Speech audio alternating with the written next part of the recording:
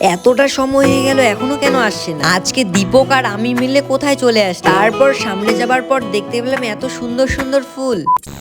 So hello friends, তোমরা সবাই আছো কেমন? আশা করি প্রত্যেকেই ভালো আছে। আমি আজকে যাব কলেজে, তার জন্য ফটাফট ঘড়িটা পরে নেব। পরে নেওয়ার পরেই চলে আসলাম আমি বাইরে বলতে একদম চলে আসলাম আমি পারুরবি বাজারে। আমি আজকে কলেজ যাচ্ছি না কোথায় যাচ্ছি ভিডিওটা কন্টিনিউ দেখতে থাকো, তাহলে বুঝতে পারবে। তারপর চলে আসলাম যেখানে আমার দীপক বন্ধু রয়েছে। দুজনেই আজকে কলেজের ইউনিফর্ম পরে কোথায় যাচ্ছি? হিন্দুস্তান থেকে নামার পর আমরা হেঁটে হেঁটে কেন যাচ্ছি কারণটা তোমাদের একটু পরেই বলছি। ফাইনালি যেখানে আমাদের আসার কথা সেখানে আমরা চলে আসি। তোমরা হয়তো ভাবছো আমার পিছনে এত লোকই বা কেন। তারপর দীপক বন্ধু যাচ্ছে সামনের দিকে এবং আমি যাচ্ছি পিছন পিছন হেঁটে। চারিপাশে এত লোক জড়ো হয়েছে কেন তোমরা কি জানতে চাও সেটা? কারণ আজকে আমি আর দীপক মিলে চলে আসছি ভিডিওতে আসার পর দেখতে পেলাম সুন্দর সুন্দর ফুল। তারপর দেখো কতটা সময় বেজে গেছে, এখনো তিনি আসছেন না। যার কাছে আমরা সাইন নিব তিনি এখনো আসেনি। সকাল 11টার দিকে এসেছি আমরা খাওয়া দাওয়ার পর, এখন দুপুর প্রায় 3টে বেজে গেছে, এখনো তিনি আসছেনি। তারপর আর কি অনেকক্ষণ থাকার পর এখন চলে যাচ্ছি আমরা বাড়িতে। একটা কাকিমা আমাদের বললেন আজকে নাকি আসবে না, কি করার আছে বলো। আর এখন যাচ্ছি দীপক আর আমি মিলে বাড়ি। আজকের দিনটা বেকার বেকার চলে গেল। আমি আর দীপক ভেবেছিলাম ভিডিও থেকে সাইন নেওয়ার পর কলেজে যাব আমরা, সেটা তো আর হলোই না। তারপর আমরা সাফারি করে এখন চলে যাচ্ছি বাড়ি। তারপর সাফারি করে পারডুবি থেকে নেমে এখন যাচ্ছি আমি বাড়ি। তারপর তোমাদের বাড়ি যেতে যেতে দেখিয়ে দিচ্ছি দেখো গোডাউনটা কতটা কাজ শেষ হয়ে গেছে। আমি শুনেছি এবছরই নাকি এটার ভিতরে আলু রাখতে চলেছে। এত বড় গোডাউনটা তৈরি হচ্ছে, এখানে কারেন্ট সাপ্লাই দিবে বলে দেখো এখানে 11 ভোল্টেজের তার লাগাচ্ছে। সত্যি আর কি বলবো, আমাদের গ্রামটা অনেকটা উন্নত হয়ে গেছে। দেখো বাড়ির পাশে একটা গোডাউন তৈরি হয়ে গেছে। বাড়ি আসা মাত্রই জামা কাপড় চেঞ্জ করে নিন। আজকের ব্লগটা তোমাদের কেমন লেগেছে অবশ্যই কমেন্টে জানিয়ে যাবে। ভিডিওটা ভালো লাগলে অবশ্যই একটা লাইক এন্ড সাবস্ক্রাইব করে যাবে।